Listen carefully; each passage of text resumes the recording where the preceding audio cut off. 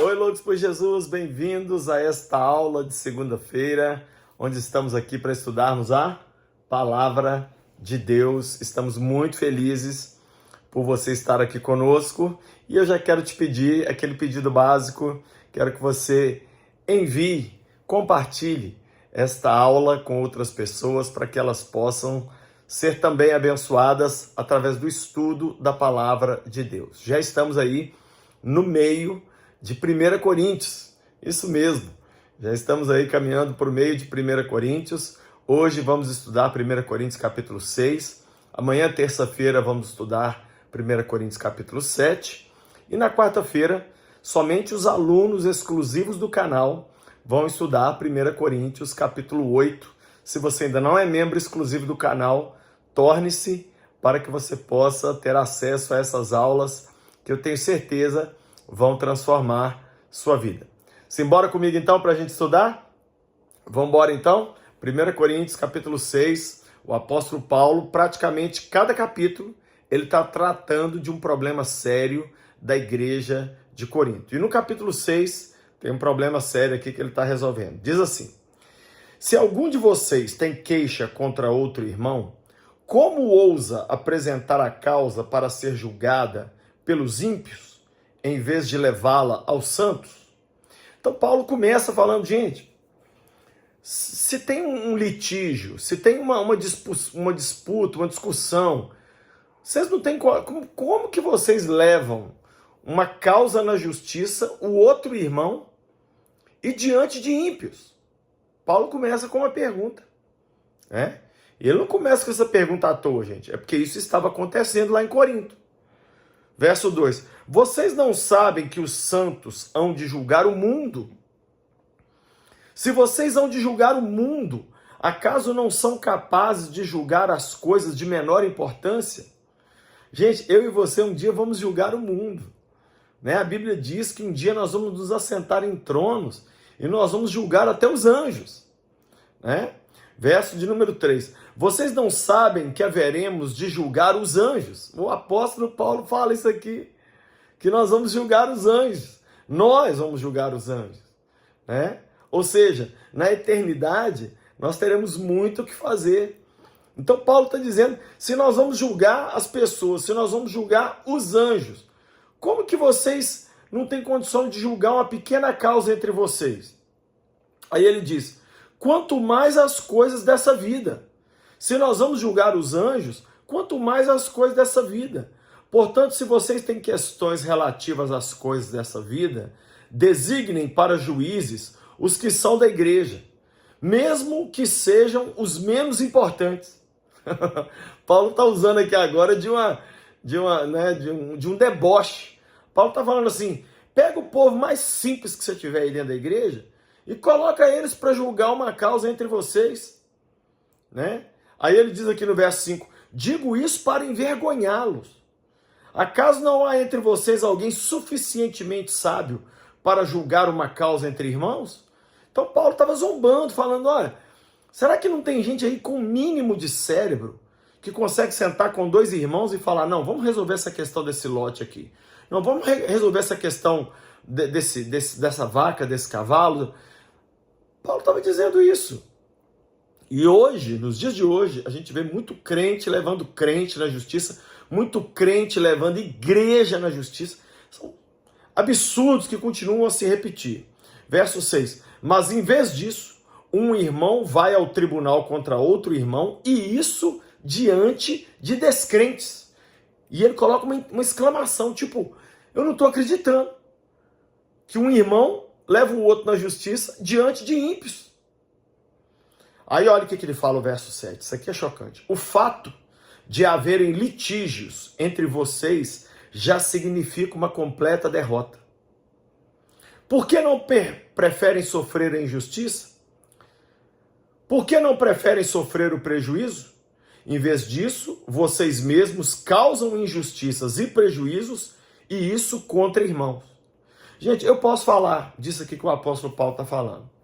Eu já trabalhei em igrejas, eu já me envolvi com pessoas cristãs, aonde na hora que eu saí do trabalho, não foi feito nenhum acerto comigo. Todo mundo me disse, Lucinho, leva na justiça. Eu falei, de jeito nenhum. Eu tomo prejuízo tranquilamente.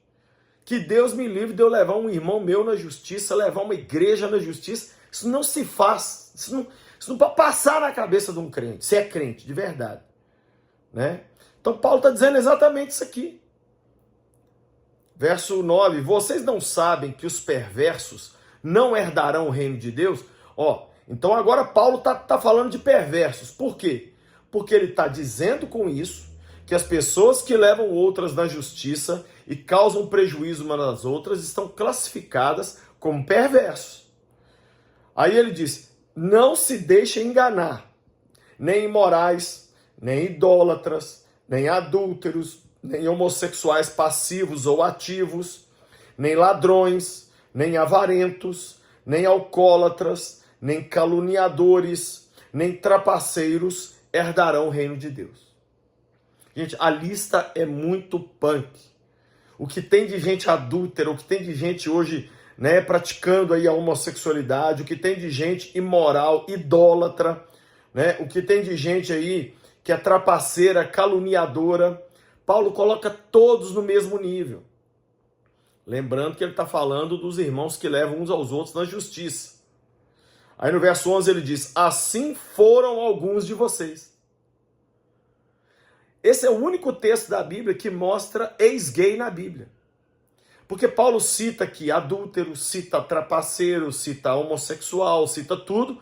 Mas no verso seguinte ele diz, assim foram alguns de vocês. Mas vocês foram lavados, foram santificados e foram justificados no nome do Senhor Jesus Cristo e no Espírito do nosso Deus. Esse texto é o único texto onde Paulo deixa claro que na igreja de Corinto havia ex-trapaceiro, ex-adúltero, ex-mentiroso, ex-homossexual, ex-depravado de qualquer espécie. Paulo fala aqui, no texto, está aqui claríssimo. Né? Então olha como é sério a palavra de Deus. Olha como que essa questão tem que ser levada tão a sério. Essa lista de pessoas que, segundo o apóstolo Paulo, não herdarão o reino de Deus. Ponto final. Pode ser gente boa, pode ser alegre, pode até frequentar a igreja, mas se pratica essas coisas, não vai entrar no reino dos céus. Verso de número 12. Agora Paulo pega pesado aqui num assunto muito sério, que é a imoralidade. Tudo me é permitido, mas nem tudo me convém. Olha isso, eu posso fazer tudo, mas nem tudo é bom. Tudo me é permitido, mas eu não deixarei que nada me domine. Então você não pode deixar, comer é uma coisa boa, mas você não pode perder o controle sobre sua comida, não. Você não vira gula. Sexualidade é bom, mas você não pode perder o controle e sair transando com todo mundo. O sexo é para dentro do casamento. Dormir é bom, mas você não pode dormir o dia inteiro. É isso que Paulo está dizendo. Aí ele diz, verso 13, os alimentos foram feitos para o estômago e o estômago para os alimentos, mas Deus destruirá ambos. O corpo, porém, não é para a imoralidade sexual, mas para o Senhor, e o Senhor para o corpo. Então Paulo está dizendo, o seu corpo, seu pênis, sua vagina, eles não são para a imoralidade sexual. O que é imoralidade sexual segundo a Bíblia, gente? Qualquer prática sexual fora do casamento. Então pornografia é imoralidade sexual, sexo entre solteiros, né? Ainda que os dois estão amaziados lá, mas é sexo entre solteiros. Isso é considerado pecado, né? O adultério, que é o sexo fora do casamento. Tudo isso. Eu amo esse texto, sabe por quê? Homossexuais usam esse texto para dizer que Paulo era homofóbico, nhenhenhé. Ele bate muito mais nos heterossexuais aqui do que nos homo. Tá? Ele coloca todo mundo no mesmo nível. Sabe o que Paulo está dizendo? Seja você heterossexual ou homossexual, não pratique imoralidade. Porque Deus é para o corpo e o corpo é para Deus. Verso 14. Por seu poder, Deus ressuscitou o Senhor Jesus e também nos ressuscitará. Vocês não sabem que os seus corpos são membros de Cristo? Tomarei então os membros de Cristo e os unirei a uma prostituta? De maneira nenhuma. Então Paulo está dizendo, o corpo de vocês pertence a Cristo. E aí você vai pegar o corpo que é de Cristo e vai unir com a outra pessoa para fazer sexo? De jeito nenhum. Vocês não sabem que aquele que se une a uma prostituta é um corpo só com ela? Pois como está escrito, os dois serão uma só carne. Mas aquele que se une ao Senhor é um espírito com ele. Paulo está deixando bem claro, você não vai misturar seu corpo para cometer pecados sexuais, porque o seu corpo tem dono. O seu corpo, a sua alma e o seu espírito pertencem ao Senhor Jesus. Verso 18. Fujam da imoralidade sexual. O que é imoralidade sexual segundo Paulo, segundo a Bíblia? Qualquer prática sexual fora do casamento ou antes do casamento. Tá? Inclusive esse negócio de união estável. É dois solteiros transando. Tá errado. Tá? Olha o que Paulo diz. Todos os outros pecados que alguém comete, fora do corpo, os comete. Mas quem peca sexualmente, peca contra o seu próprio corpo. Então, quem comete pecado sexual está se agredindo, se machucando. Está cometendo pecado não somente contra Deus e contra o outro, mas contra si. Acaso não sabem que o corpo de vocês é santuário do Espírito Santo que habita em vocês, que lhes foi dado por Deus e que vocês não são de vocês mesmos? Então, o corpo de vocês pertence ao Espírito Santo. É a habitação do Espírito Santo. Vocês foram comprados por um alto preço. Portanto, glorifiquem a Deus com o seu próprio corpo. Traduzindo esse capítulo aqui. Não leve seu irmão na justiça. Prefira tomar o prejuízo do que causar um prejuízo. Não cometa pecados sexuais, seja ele homossexualidade, seja a heterossexualidade praticada fora do casamento ou antes do casamento. Não peque com o seu corpo contra Deus, porque o seu corpo tem dono, o seu corpo é do Senhor. Capítulo mais esclarecedor do que esse, difícil achar na Bíblia. Pai, eu abençoo cada vida que me assistiu, que me ouviu essa aula. Eu quero te pedir, ó Deus, livra-nos dos pecados sexuais. É tanta gente envolvida neles hoje. Eu quero te pedir, ó Pai, que o Senhor nos dê graça, para que a gente possa viver uma vida santa, pura. Nos livra, Deus, desses pecados que têm sido, assim, uma pandemia no mundo inteiro. E que a gente possa viver para o nosso corpo glorificar ao Senhor. É a minha oração por cada um, no nome de Jesus.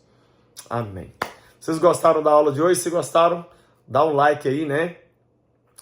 Comenta aqui embaixo também para eu saber e eu ficar feliz aí com seu comentário, com seu retorno. Quero também te lembrar que temos aulas todas segundas, terças e quartas, às 19 horas. Mas as aulas das quartas-feiras são somente para membros exclusivos do canal. Se você ainda não é membro do canal, torne-se agora, clica aí no botão tornar-se membro, né? E venha assistir tudo que já passou e as aulas que virão. Quero também que você passe na loja do Lucinho para adquirir esses livros. A Mulher Confiante, um livro maravilhoso da pastora Joyce Meyer. Tem esse livro, Força para Perdoar, Coragem para Pedir Perdão, um livro que eu escrevi sobre esse tema tão delicado. Tem um livro chamado Metanoia, A Chave Está na Mente. Esse livro vai mexer com a sua forma de pensar. Entendendo, Cuidando da Alma das Crianças, um livro maravilhoso para os papais e mamães. E por último, Graça Transformadora, é um novo entendimento sobre a graça de Deus, do pastor Luciano Subirá. Todos esses livros estão na loja do lucinho.com.br, vão abençoar muito você. Lá tem muitas bíblias, muitas pulseirinhas, livros, camisetas, e nas compras acima de R$170, o frete é grátis para todo o Brasil.